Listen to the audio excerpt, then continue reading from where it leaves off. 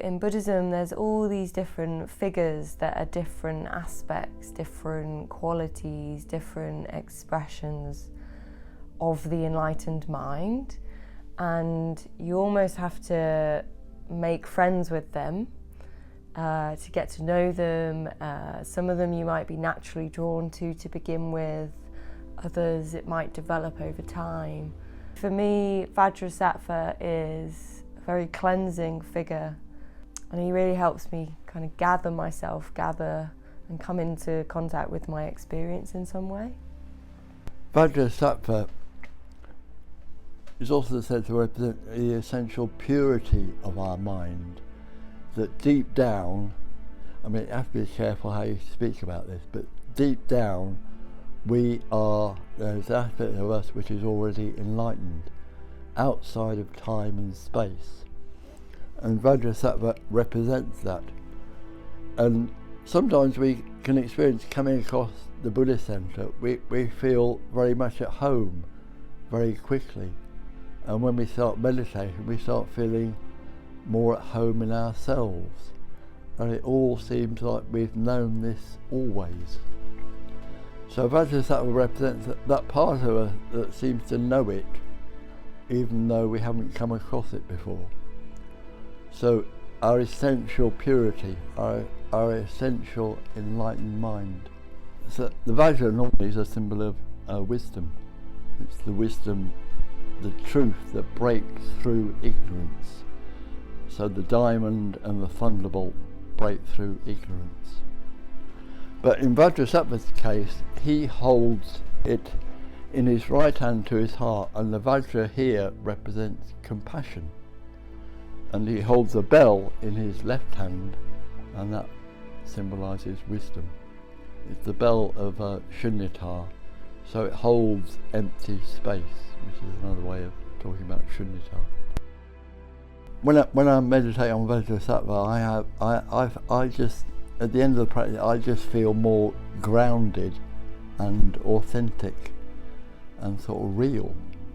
And Vajrasattva has that sort of quality for me. He's just very real, but I suppose real in the ultimate sense that he represents the transcendental realness of things.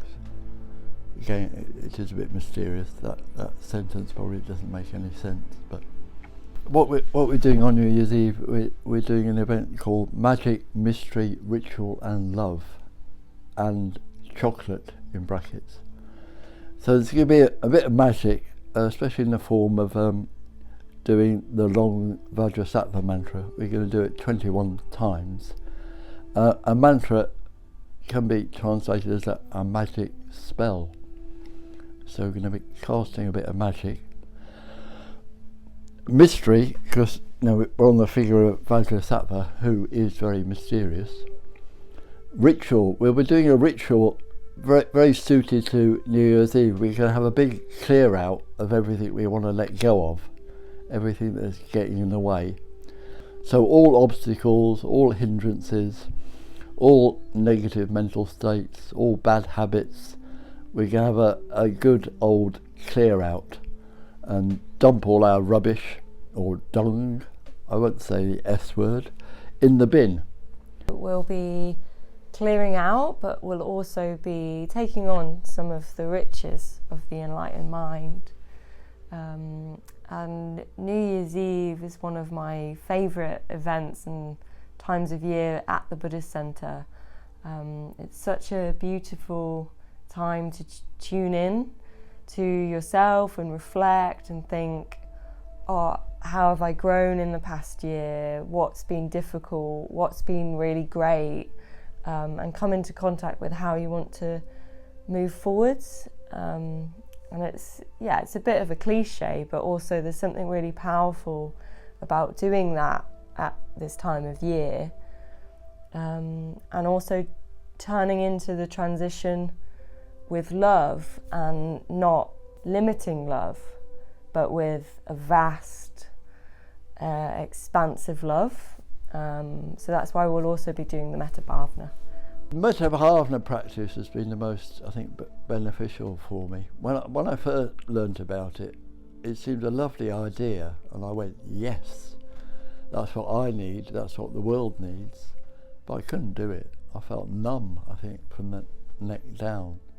So I only prospered, I think, through deciding to do it every day, even if it's just like 10-15 minutes, you know, that was enough.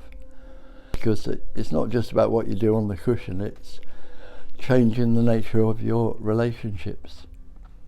So being able to bring love to suffering is what Buddhism is about for me. We'll be exploring these themes and more at the Buddhist Centre on New Year's Eve. Do come along. If you're not doing anything, put it as a date in your diary. If you are doing something, change your plans. It's going to be a lovely way to enter 2026.